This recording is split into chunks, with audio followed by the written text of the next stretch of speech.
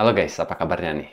Jadi beberapa hari ini saya itu tidak begitu nafsu makan. Gara-gara secara tidak sengaja saya menonton sebuah video yang diupload oleh kartel di Meksiko saat saya sedang scrolling media sosial. Ketika semakin banyaknya platform media sosial menyediakan ruang untuk berbagi inovasi dan kreativitas, ternyata hal itu juga dilirik oleh kelompok kartel ini untuk mulai menancapkan rasa takut kepada lawan-lawan mereka, dan mereka juga memanfaatkan media sosial untuk mencoba menanamkan kepercayaan kepada masyarakat. Tentunya untuk mencari simpati dan juga perlindungan jika sewaktu-waktu mereka butuhkan. Propaganda itu disebar dengan mudah melalui internet oleh anggota kartel secara independen atau bahkan akun anonim yang sifatnya itu sebagai simpatisan kelompok tertentu, yang tidak menutup kemungkinan mereka memiliki tim media sosial tersendiri yang bergerak secara terstruktur yang dikelola di bawah bendera organisasi yang disebut dengan kartel konten.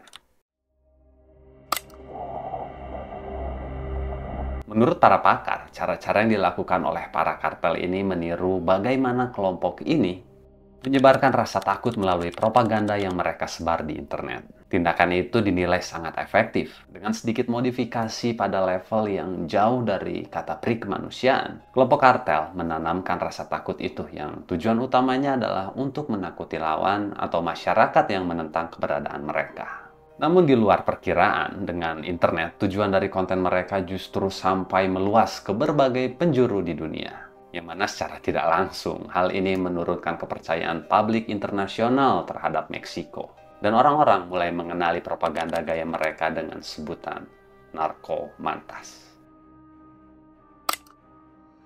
Narkomantas pada dasarnya adalah sebuah pesan ancaman yang ditunjukkan pada kelompok kartel lawan atau pemerintah. Biasanya dengan media banner yang dicetak secara sederhana atau menggunakan pilok di selembar kain yang dipasang di alun-alun atau tempat umum lainnya. Namun semua model narkomantas itu berubah ketika Los Zetas mempraktikkan cara lain dalam pesan milik mereka. Los Zetas biasanya ikut memamerkan, mohon maaf ya teman-teman, potongan dari korbannya, dan praktik-praktik Los Zetas itu ditiru oleh kartel lainnya.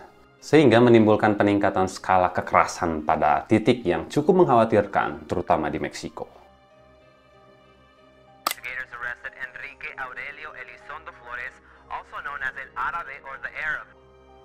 Setelah saya pelajari dari berbagai jurnal dan artikel, ada berbagai macam cara kelompok terorganisir atau yang biasa disebut kartel ini mengambil hati masyarakat.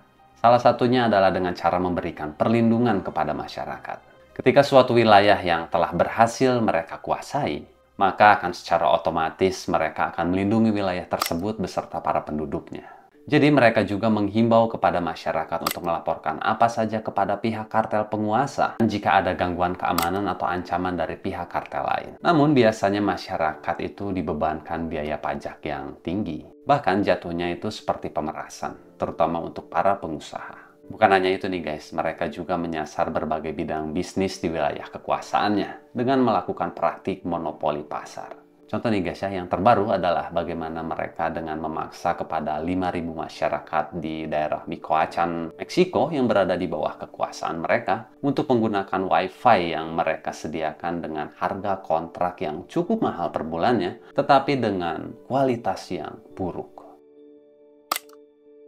Seorang penulis independen menuliskan pengalaman sahabatnya yang berasal dari kota Culiacán di Sinaloa. Sahabatnya ini tinggal di daerah kelas menengah bersama keluarganya. Dia menuliskan jika penduduk sebetulnya hidup berdampingan dengan kelompok kartel ganas ini, di mana markas kartel ini dituliskan tidak berbeda jauh dengan rumah-rumah penduduk pada umumnya. Dan jarak antara rumah sahabatnya ini dengan markas kartel itu hanya berbeda beberapa blok saja. Yang sahabatnya ini rasakan selama tinggal di lingkungan itu adalah mereka penduduk sama sekali tidak pernah diganggu oleh anggota kartel yang bermarkas di sekitar rumahnya. Justru anggota kartel ini ikut memberantas copet, pencurian, begal, atau kejahatan jalanan lainnya. Jadi selama bertahun-tahun ketika wilayahnya dikuasai oleh kartel, tindak kejahatan bisa dibilang cukup kecil terjadi. Karena para penjahat jalanan itu habis ya guys, disikat oleh kartel penguasa di situ. Namun nih guys, ada tapinya. Sekali kalian berurusan, entah itu kalian mengingkari janji atau terlibat bisnis dengan mereka, dan kalian dinilai tidak maksimal dalam bekerja, tinggal tunggu harinya.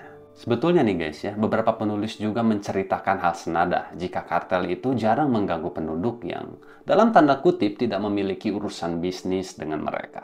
Tapi guys, berbeda daerah pasti bakalan memiliki cerita yang berbeda juga. Ada kartel penguasa yang senang memeras penduduk dengan ancaman yang bukan main-main ya guys. Dan dengan penguasaan wilayah juga, mereka itu bisa dengan mudah mendapatkan sumber daya manusia yang jelas untuk menambah jumlah personil mereka, yang dilakukan baik dengan perekrutan secara sukarela maupun perekrutan secara paksa. Cara perekrutan mereka juga bisa terbilang cukup unik ya guys ya, dengan cara memberikan iming-iming uang untuk para pemuda yang sedang mencari pekerjaan. Salah satu contoh kata-kata terkenal yang bisa kita artikan ke dalam bahasa Indonesia itu seperti ini. Dengan sertifikat belajar atau ijazah, kau hanya akan mendapatkan gaji sebesar $30 setiap bulannya. Maka ambillah AK-47 itu dan kantongi $1.000 setiap minggunya. Bayangkan nih guys, siapa yang tidak tergiur dengan penghasilan super fantastis untuk anak-anak yang baru lulus sekolah. Tapi ada satu hal yang mungkin mereka tidak pikirkan secara mendalam. Jika kesenangan itu biasanya tidak akan bertahan lama. Entah mereka berangkat ke alam lain oleh aparat pemerintah atau masuk penjara federal. Atau mungkin ia menjadi model di video estetik oleh kelompok kartel lain. Dan banyak lagi ancaman-ancaman ekstrim lainnya yang mungkin akan mereka hadapi ketika memutuskan bergabung menjadi anggota kartel.